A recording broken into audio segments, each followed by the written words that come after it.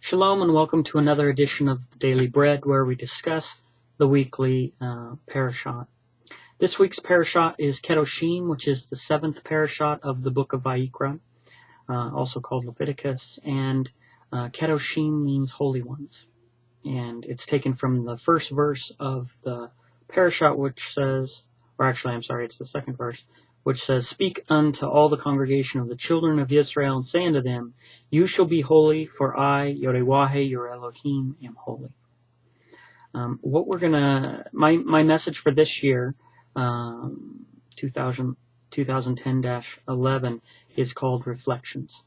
And basically what I'm doing is I'm looking at the relationship between reflections and mirrors and the Torah and people, and how we are to follow the Torah and what that means. And my theory is that the reason we need to look at these things is because I think there's a big disconnect between what people say they're doing and what people are actually doing, and there's a big disconnect between the Torah and the people who say they're following the Torah and the people who say they're following Elohim. And as believers and followers of Elohim, it's kind of a gut check and an accuracy check to see, are we really following Elohim, or are we just saying that? And so this gets into this concept of mirrors and their function. So we'll start off by looking at a function. The function basically of a mirror is defined by Merriam-Webster. A mirror is a polished or smooth surface as of glass that forms images by reflection. And this is going to be important in understanding what the relevance of mirrors are and us as followers of Torah, because this both ties into this concept of the reflection of an image. And mirrors, I'm going to look at three different elements, and we're going to define them and talk a little bit about them and how it relates to us as followers. One is accuracy, another is a filter, another is to distort. And we're going to see how these apply to the followers, or the so-called followers of the Torah. So we'll start off with and say, really, what is the function of a mirror? I mean, we've already saw that it's defined in this concept of an object that reflects an image. And the second, or part two of Merriam-Webster's definition, says something that gives a true representation, or also an exemplary model. And so we're going to see how we function as mirrors to the Torah and to the Father himself as his followers and as disciples of Mashiach. And with these definitions, we'll be able to see, really, are we, doing the function of a mirror? Are we mirroring the Torah and the God that we say that we follow? When we look at a mirror, we see that, this is its number one function, or the main factor of a good, evaluating how good a mirror is accuracy. How accurate is the representation? I mean, the concept of a mirror is that, if you look into the mirror, that you see exactly yourself. If you hold an apple up to a mirror, you should see that apple. Not a similar apple, that exact apple. Nothing different. That's really the glory of a mirror. If it isn't, then it's not really functioning very well as a mirror. If you hold up an apple and you see an orange, there's a problem. That's not really a mirror. And it's not going to function very well as a mirror either, because the usefulness of a mirror and its uses are, it has to be accurate. Otherwise you lose all use of it. If you look in the mirror to fix your hair in the morning so you can go to work, and you look in the mirror, it looks like your hair's fine, but in reality your hair's all over the place, then it's not useful to you anymore. It's not useful at all, actually. The whole purpose of a mirror is that you can look in it and you look in it to examine. And that's going to be a key part too. To examine and to see what you normally couldn't see. Which is, if you're walking around, you got food on your face, you can't see that. But when you look in a mirror, you can go, oh, look, I can evaluate myself, I can analyze myself, I can get an accurate representation of what other people are seeing when they're looking at me. And this is important spiritually, because a lot of us don't have an accurate representation of ourselves spiritually. And I believe that the Torah works as a mirror to show us a spiritual representation image of ourselves. And in the same, it works as a double function in showing us the standard of what that should be. But if we use it correctly, we'll also be able to compare ourselves to the standard and see how accurate we are. Oh, is there something spiritually on my face that I need to know about? Now, what a mirror doesn't generally do is, and what it shouldn't do, in the basic sense of the term, is filter out information. So if you're holding, if you're looking in the mirror and there is something on your face, a blemish or something, and you look in the mirror and there's no blemish there, it's filtered out that information, then it isn't fulfilling its purpose to be accurate so that it can deliver to you the accurate information. A filter, as defined by dictionary.com, says is something that passes through a device to remove unwanted material. That's a filter. To pass through a device to remove unwanted material. Now, one thing that I'll say is that I think a lot of people who are studying the Torah, who are being active in religion, are acting as a filter to the truth. And what I mean by this is that many people read and interpret the scriptures and they become a filter. They filter out things they don't want to hear. They remove, as it says, unwanted material. It has nothing to do with what's actually there, because actually the original signal carries all the information. And then if it goes through a filter instead of a mirror will reflect back that same information. But a filter will take that information in and then remove stuff that it doesn't want. And the image that it creates then, the representation it creates, is this image minus information they didn't want. So it's not an accurate representation, and it's not an accurate mirror. So when we look at this, we see that many people in religion act as a filter and not a mirror to the Torah, and a filter of God, not a mirror of God, a filter of Mashiach and not a mirror of Mashiach. Then we get to the third concept, which is what happens now. There's one that removes information. In other words, some people say, well, it says here that homosexuality is an abomination, but our society says it's okay, so we'll just ignore those verses because we really don't want to. We'll justify it any way we want to justify our filtering, but we're going to filter that out. We're not going to really present that as an accurate representation of what we believe. And I've seen people do this. They do this with difficult things and with easy things in the Torah. Some people say, well, we don't have to keep the niddah, which is the time of separation where when a woman is on her period, she is set apart from her husband and she doesn't sleep in the same bed anymore. A lot of people think, there's really no way to know if she was sitting on something. They didn't have the same cleanliness, and they didn't have, different things. Maybe the women just bled everywhere where they sat. So whatever way they try and justify it away, they don't want to deal with it. So they try and get rid of it. They want to filter it out because they don't want to do those things, or eating kosher, or whatever it is.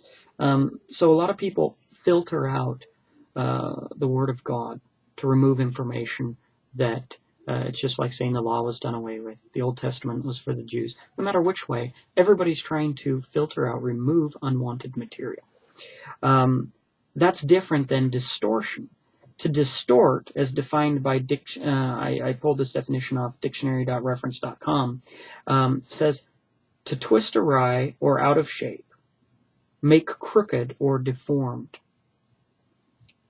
And this is interesting because this is this concept of Moshe with his staff who cast it down. It was a straight thing. And when it models Israel, when they're cast away from the Torah, away from God, away from the prophets, and the rulers who stood for righteousness, they become crooked. They become a snake that is crooked. This is a distortion. As they're cast away from God, they have a distorted image of both themselves and of God. The second part of this definition is to give a false, perverted, or disproportionate meaning to something, to misrepresent. And I see the same thing in religion. What's happened as people both filter and distort the truth from the Word of God, whereas they should be focused on being a mirror, which is an exact, accurate reflection of the images of God and the images of His Torah. So let's look at this and see how this applies in the Torah. There's mirrors in the Torah. There's patterns in the Torah.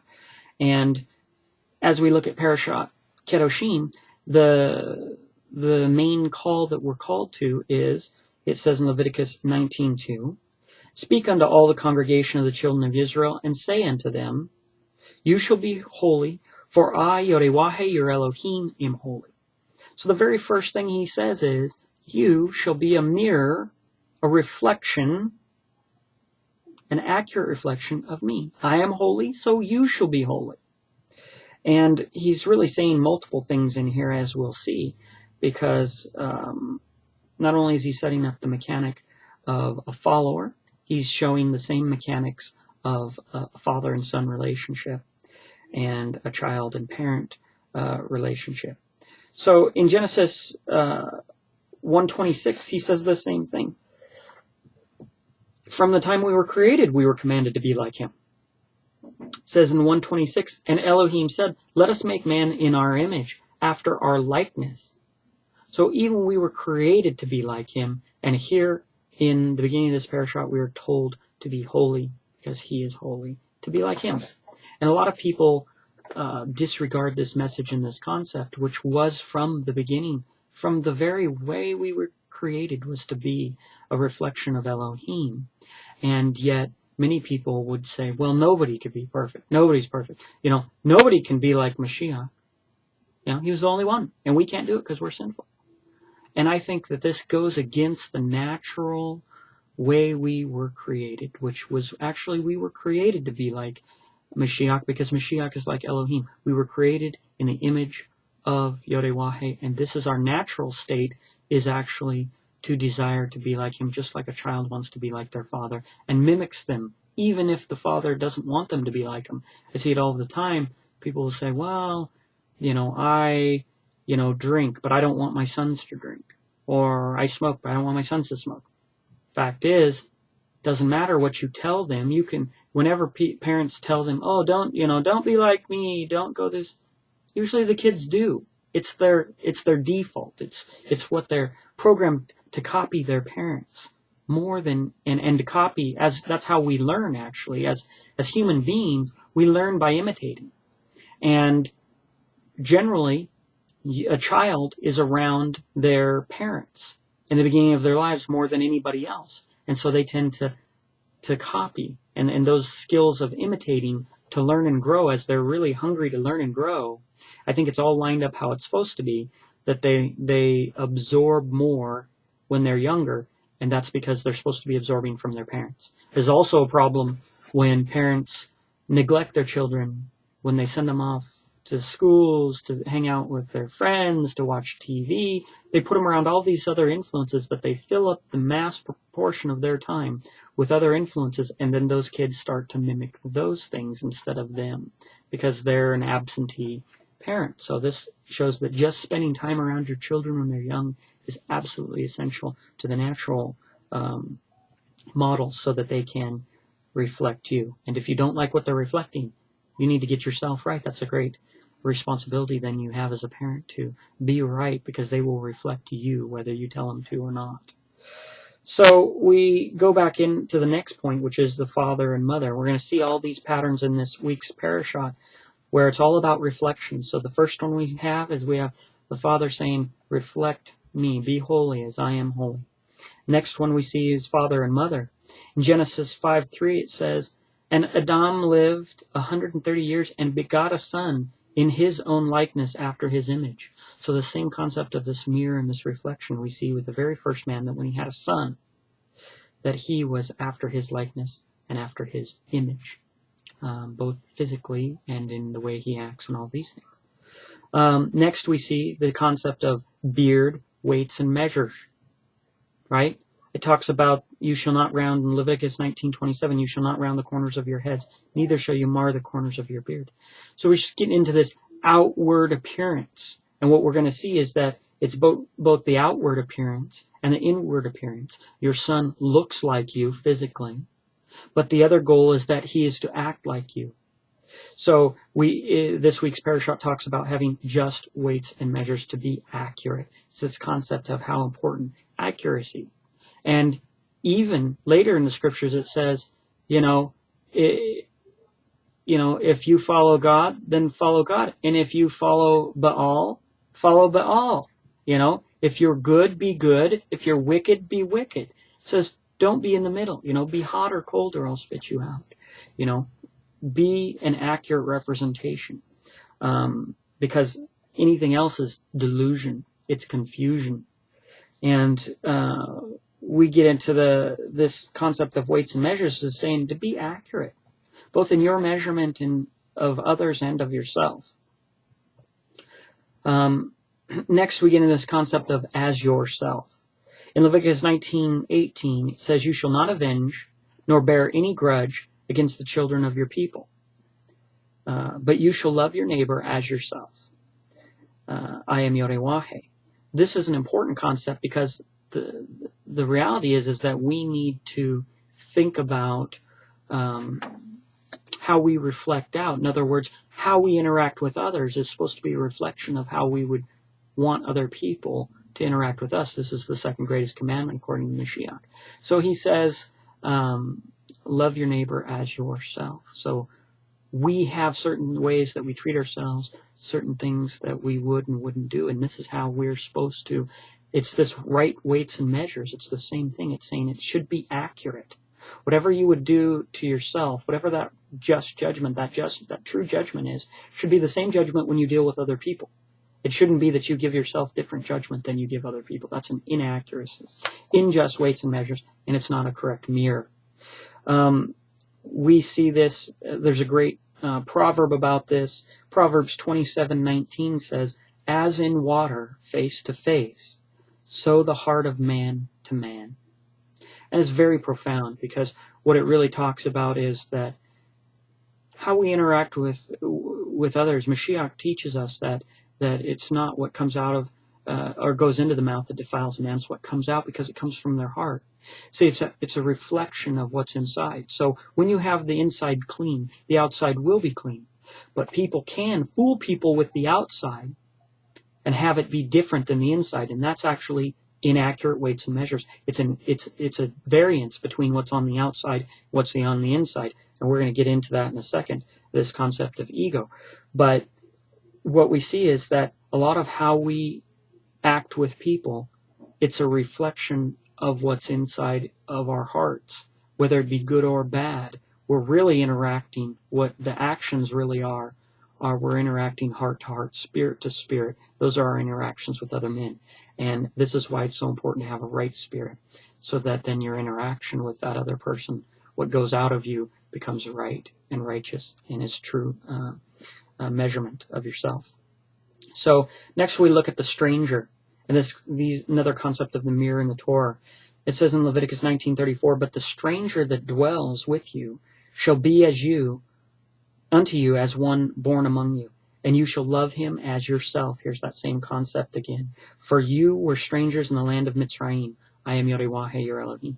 So here he's telling you that not only should you treat others as you would treat yourself, use the right judgment with them, but with the stranger, you also were a stranger. So this shouldn't be hard. It should be easy to treat them like you would treat yourself, because they are similar, as in a similar situation as you. And this is the concept of empathy. Empathy, as defined by the freedictionary.com, says identification with and understanding of another's situation, feelings, and motives.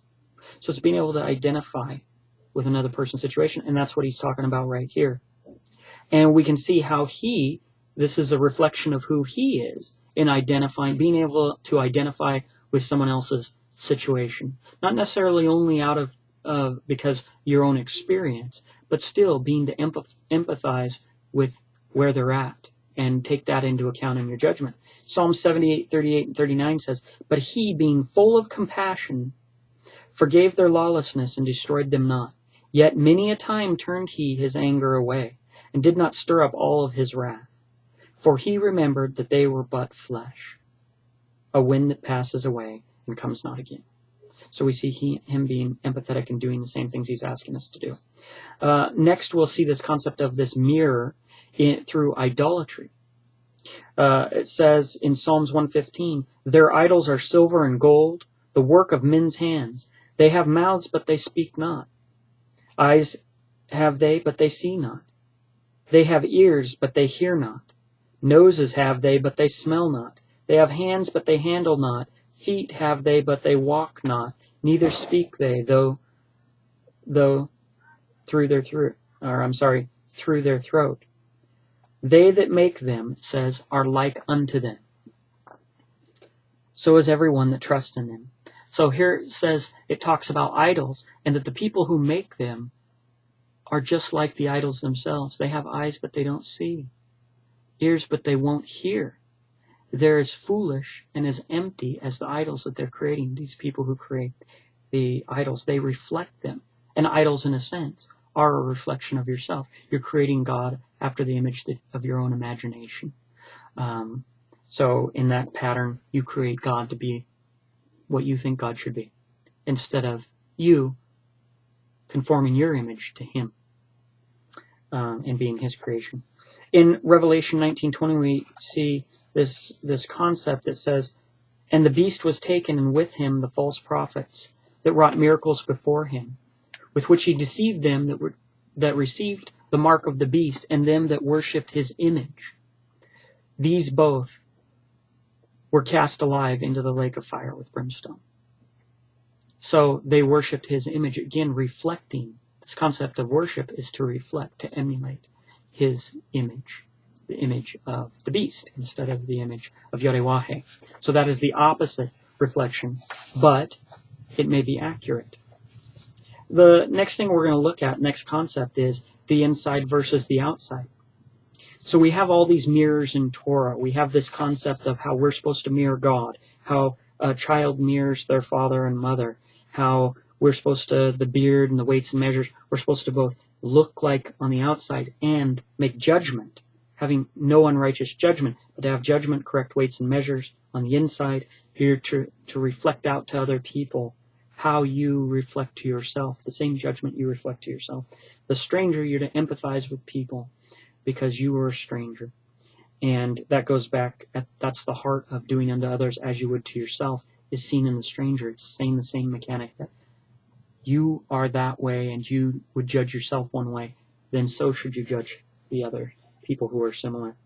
And then we see with idols that this concept of when you reflect, you will reflect who you worship and who you follow. So if that is not God, it will end up being yourself. And we're supposed to look to God, not to ourselves. So the next concept is inside versus outside. And this is we start off with this concept of the ego. TheFreeDictionary.com is where I got this definition. It says, when it's defining ego, it says one's image of oneself. And that's interesting when we just saw this concept of an idol was essentially a self-image. It's saying that you ultimately are the creator, you are God, and that God is formed in your image. So, but ultimately it's a reflection of your own imagination of how he should be, which is your judgment. So the idol then, just as it says, you become like the idol, but really the idol is a representation of yourself. And it's interesting how ego is defined as one's image of oneself. So if you were to make an image of yourself, it's kind of how we portray ourselves out there. And it's supposed to be accurate. The problem with ego is that a lot of times what we present to other people is different than what we believe in ourselves. There's a disconnect. It's not accurate. They're not right weights and measures. That is the foundation of the difference between someone who is fake or fronting or whatever you want to call it, and somebody who's real or genuine. And that means that what's inside is what you see outside. There's not a disconnect. They're not presenting like people who generally have, who people say have a big ego, or people who have a big image of themselves that they are reflecting out. But a lot of times, an ego becomes, is usually someone who's egotistical, is somebody who's actually projecting something that isn't accurate to the inside. If they're telling you how great they are, it's probably because they don't feel great inside.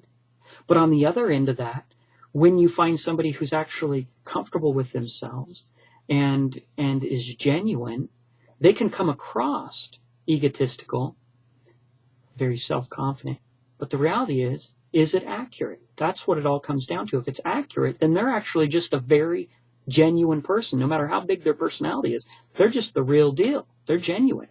But a lot of people, the majority of people, they're faking to be something that they're not. This is their ego.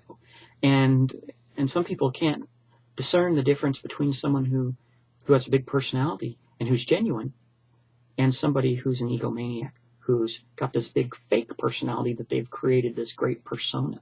And a lot of people have a different persona of who they actually are and what they put out there. And they do this as a defense mechanism so that they don't get hurt. They have to build up all of this image of how people will perceive them because they're afraid that somebody will hurt them.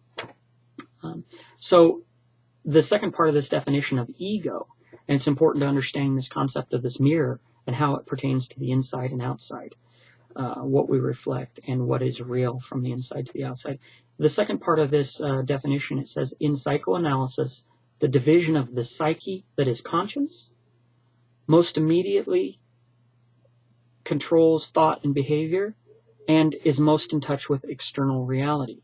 So here is this concept of this ego is what is projected.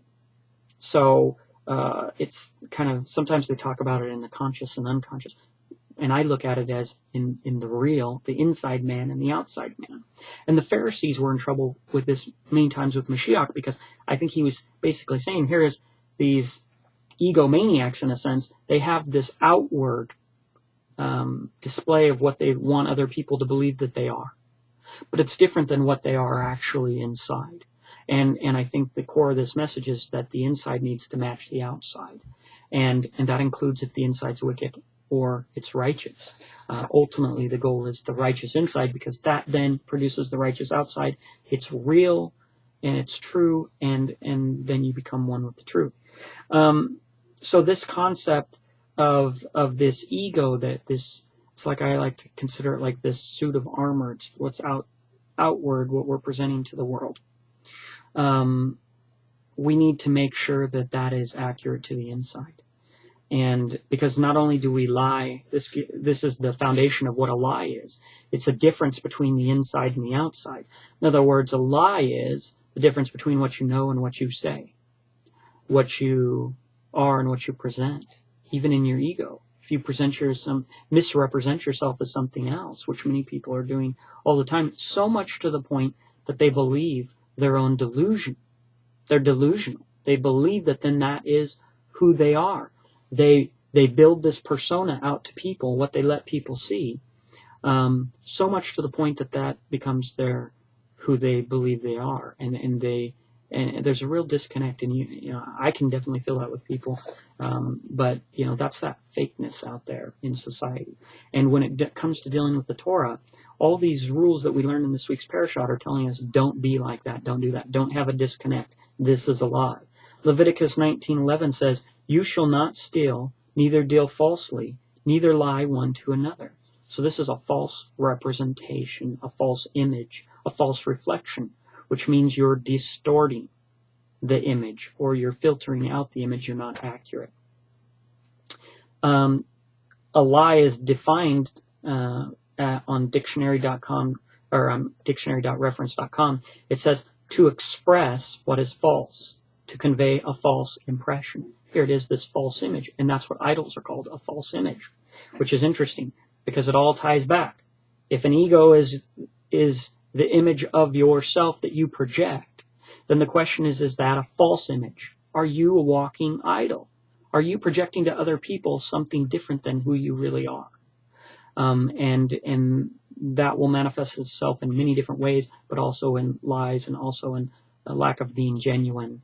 And this is the inside versus the outside. This is fundamental to understanding this, how we're supposed to reflect God, is we're not to have this ego. We're supposed to be humble. We're not supposed to have this ego that's inaccurate. It doesn't mean you can't make a strong statement, because Moshe here was one of the most humble people of all the earth.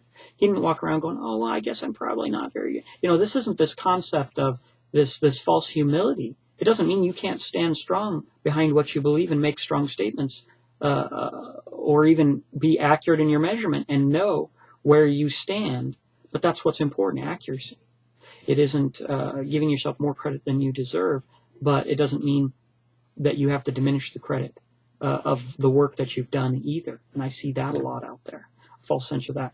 So how does this compare to adultery? Adultery is mentioned in this week's Parashat. And I see that this concept of this accurate representation, when man and woman come together, it says the two become one. Well, this means that her identity, she leaves her father's house, and her identity now and authority goes to the man who she marries. But if she sleeps with one man and is supposed to take on his identity and his judgment and his authority and all these different things, and then she goes and sleeps with another man. Now, whose authority is she under? When she's sleeping with more than one man, this creates confusion. And then she doesn't know who she is.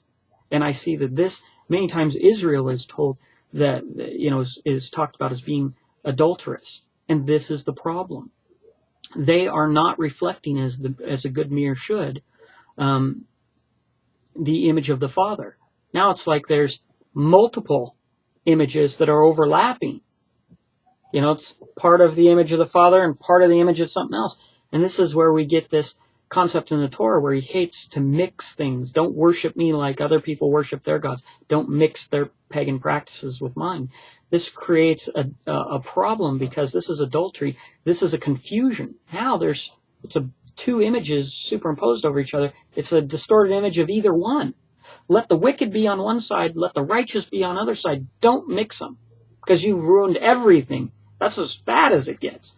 I mean, it's as bad to mix righteousness with wickedness as it is to mix wickedness with righteousness, because they don't belong together. And this is this concept of adultery, which is, a woman who sleeps with more than one man. She's one. She's become one. She's joined with multiple men. And what you've done is you've defiled everybody. She's created this ultimate confusion. So where does this all take us?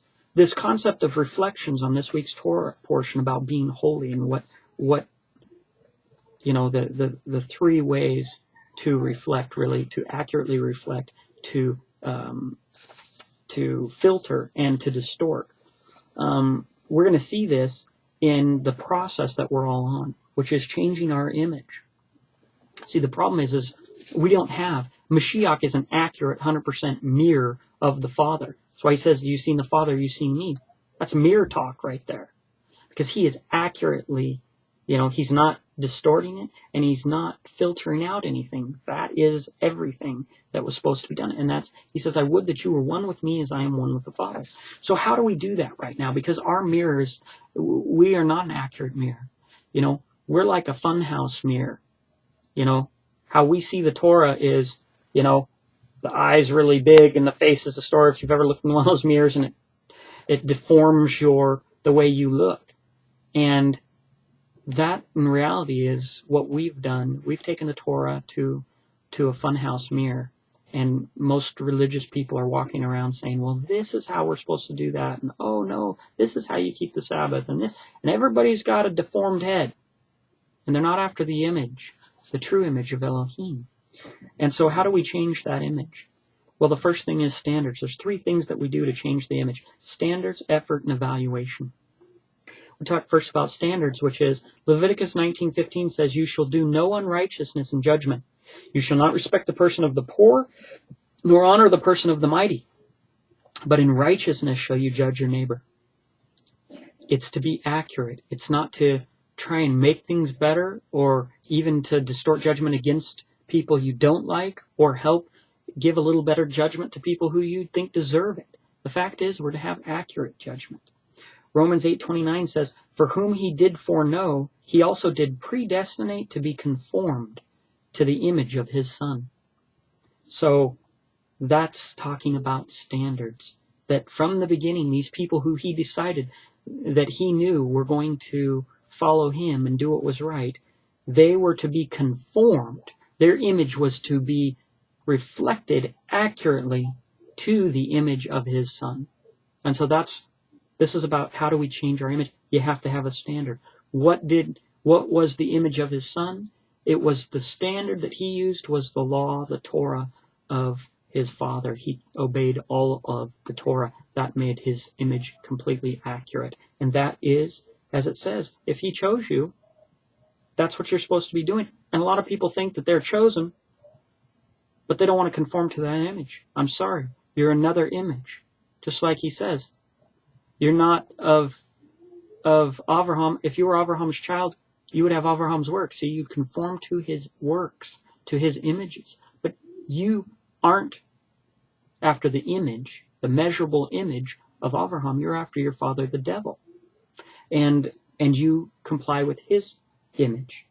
So next thing we see is it's about standards. And so when people try and attack the standards of the Torah to dismiss them, again, they want to filter it out, they want to distort it. You can't do that. You have to find the accurate standards. That's why we study. That goes into the second part, which is effort. It requires effort on our part. The mirror is not going to be accurate by itself. Ignorance is darkness, and a mirror reflects light. And so if you have darkness, you're filtering out the light, you're not going to have an accurate image. You need to have the light, which means you have to study. 2 Timothy 2:15 says, "Study to show yourself approved unto Elohim, a workman that needs not to be ashamed, rightly dividing the word of truth." There's 3 parts to that. It's telling you have to study in order to be approved. That is the path. People think that they're going to be approved by belief. That doesn't work, because the beliefs you have filtered out the truth. They're distorted. The more you study, the clearer, the more accurate your representation is. The less you study, the worse your image is. And so just because you see an image doesn't mean it is the true image. And a lot of people run around, they think, hey, because I believe, I'm done. I see something in the mirror. I believe that that's God, and I'm following him. But that isn't enough. You have to conform to his image. You have to look in that mirror and study until your image looks just exactly like Mashiach. You become one with Mashiach. That was his desire for his disciples. The second part says, a workman that needs not be ashamed. If you're not a workman, then you're not even in the game. If you're not studying, you're not even in the game to be a disciple. Okay? In this, you're not going to be approved if you're not a workman. The first part of the sentence goes with the second part. And not only that, but the studying not only makes you a workman, but it will lead to you not needing to be ashamed.